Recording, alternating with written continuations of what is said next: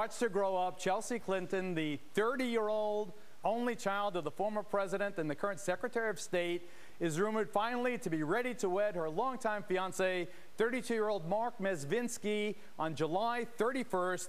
The Big Bash is reported by numerous sources in New York and nationally to be slated to be held in the village, the upstate hamlet of Rhinebeck, New York, at the palatial Astor Courts estate. That's the former home of John Jacob Astor IV. He's the unlucky tycoon who died on board the Titanic. Who better to guide us through the expected nuptials than Doug Wead, presidential wedding historian and author of All the President's Children. Doug joins us tonight from D.C. So why do we care so much about Chelsea? She gets a great vibe, doesn't she, Doug? She does. This is going to be a big deal. It's one of the greatest social events of our lifetime, and it's 3 hours north of the media capital of the world, and you have all these unemployed journalists, and it's one of the slowest times of the year, and then you throw in Chelsea, who is the Garbo of presidential children, and the more she tries Garbo, to hide... That's right. I want to be alone. The more we try to seek her out. So this is the perfect storm. It'll be a fun event.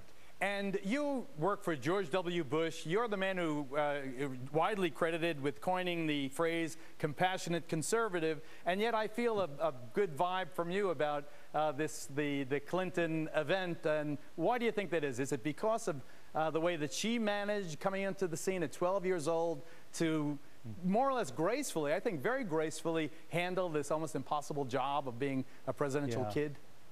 What a story. I mean, every 12-year-old has issues with self-esteem. She goes into the White House, and Saturday Night Live is lampooning her.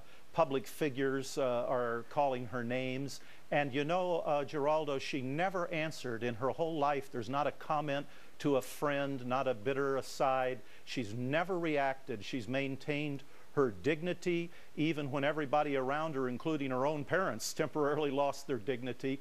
And she's landed on her feet. There were psychologists who said she'd never marry, she'd never trust a man, but she has proven everybody wrong, and she's transcendent. It's a great story for young ladies to follow and to see. Doug Wead, All the President's Children, thank you very much, man. Appreciate it. Kimberly, are you invited?